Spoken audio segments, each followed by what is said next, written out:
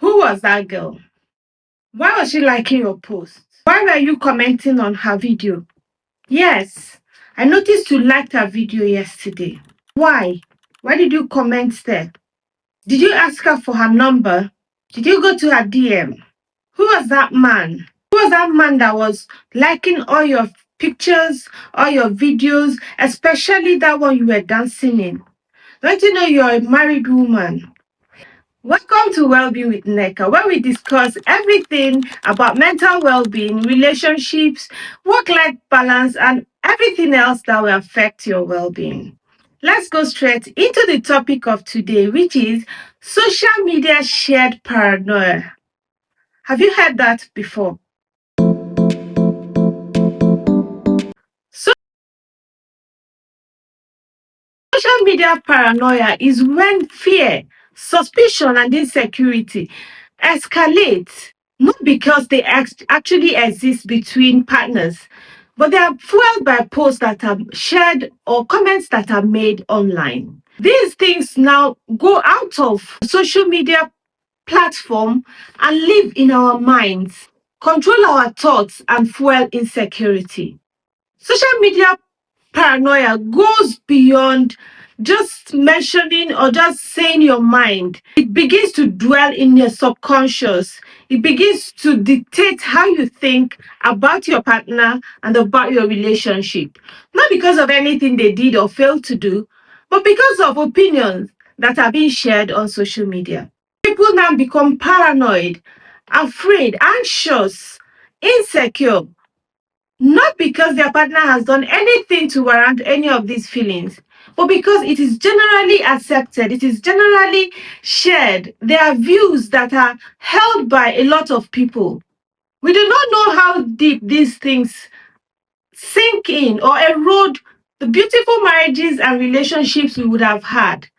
And it is my job to bring this to your notice. Social media shared paranoia is so rampant that you find people who have never had issues with the opposite gender commenting things like men are scum, marriage is a scam, men will stain your white, women will stain your white, you're there trusting men, you're trusting women.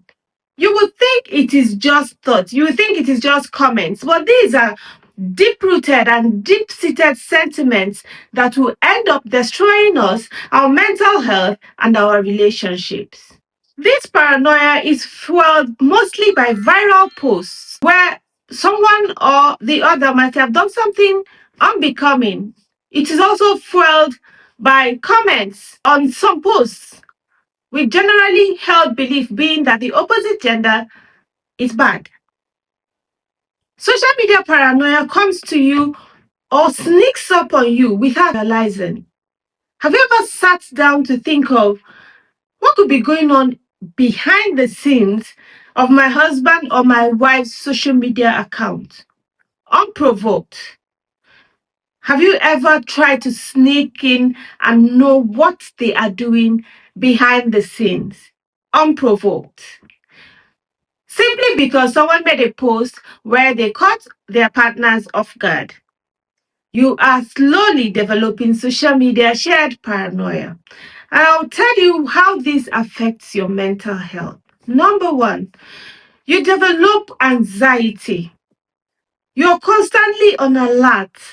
You're not settled. Your mind is on a roller coaster at every point in time. You're not sure of what your partner is doing, even when they are clearly being honest with you. Why?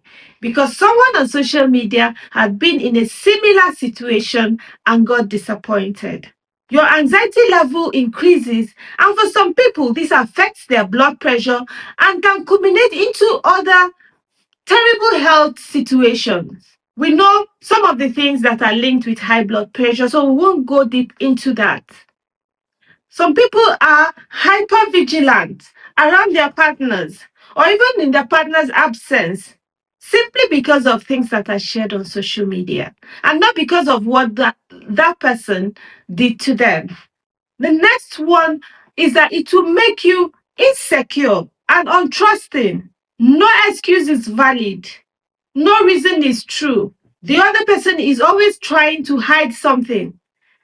You're permanently on investigative mode because you have built insecurity from posts that are made on social media about people you do not know. You have destroyed your trusting ability because you have traded your mind and your mindset for other people's opinion on social media. The next thing you do is that you start projecting and assuming everybody is the same. Is it not all of you?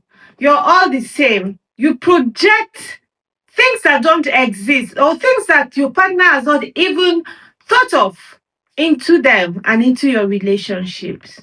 You go from being hyper vigilant to concluding that they have done something wrong, they're about to do something wrong, or they're already doing something wrong. Simply because of posts that other people you do not know from Adam shared on social media. Are you seeing the trajectory? Are you seeing how this is going? I do not want to give you live examples because I know you have heard, you have seen, or you have experienced some of these things that I'm talking about. You lose trust, you give yourself anxiety, you become hyper vigilant, you project and assume, and in totality, you destroy your well being. Social media shared paranoia is a very real thing that we need to talk about more often and constantly. We need to have these discussions. We need to know that even as social media has brought us together, it is dividing us. It is eroding the crust of the society, families, relationships, marriages, unions, because of one thing: shared paranoia that has no reason for you to be part of. I already mentioned how it causes chronic anxiety and hypervigilance. The next thing it does to you is to be untrusting of the world, untrusting of people generally. It also makes you mentally exhausted from trying to find out what is not hiding, from trying to discover what does not need discovering. You're mentally exhausted most of the time. You're unhappy. Then into the relationship, you become more argumentative. There are more quarrels. There is emotional distance between you and your partner because of things you are projecting, things you're assuming in your head. Are you seeing how this spirals from affecting you as an individual to affecting your relationship? So if you have been in this web, if you have found yourself or been a victim of this web, you might need to take a step back, have a rethink, and repurpose your presence on social media. How do you repurpose your presence on social media? You have to keep up toxic people and toxic posts. Yes, they might be saying the truth. They might be saying the truth about what is happening in the society, but they are not saying the truth about what is or can happen to you. You do not have to have them in your circle. You see those people that are always posting about marriage breakups, about cheating, about lying, about demonizing the opposite gender. You need to keep off their space because they are damaging you as a human being and whatever relationship you intend to build. Always question the source and purpose of these viral toxic contents that are affecting you and your relationship. Who are the posters? Who are the sharers? What are their lives like? What are their own relationships like? What are their achievements? Who are they? What is the purpose? Are they trying to transfer their bitterness to the world? Are they trying to project their own insecurity to the world because they failed? Who are they? Why should their opinion count in your life? Yes, they're trying to create awareness. They don't want people to suffer what others have suffered. As who? As what? Jesus? Who? Who are they? Savior of the world? Voltron? Because this thing erodes security and lowers self-esteem, because in the long run you begin to wonder, is it that I'm not enough? Maybe I'm not doing enough. Maybe I'm it erodes your self-esteem. The next step to take is to start rebuilding your internal security. You are enough. You are good. Your partner is good. Your marriage is good. You know it.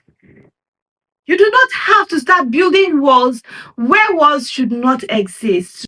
Lastly, communicate. Do not accuse. If you have any concerns, if you have any fears or worries based off of what you've seen on social media, communicate with your partner instead of accusing them, instead of already forming an opinion about them because of what you saw. Communicate with them, tell them your fears. This is the part where we come to the end of today's edition. Social media brings us closer, it also drifts us apart. If we do not take hold of our emotions, if we do not focus on what is positive and leave what is toxic, the choice is actually yours. It's your life, it's your well being, it's your mental health. My job is to bring this to your notice and educate you. I remain Neka, your well being and mental health practitioner. Kindly don't forget to subscribe, share and comment so that we'll grow this community and have more positive people around us. See you next time. Bye.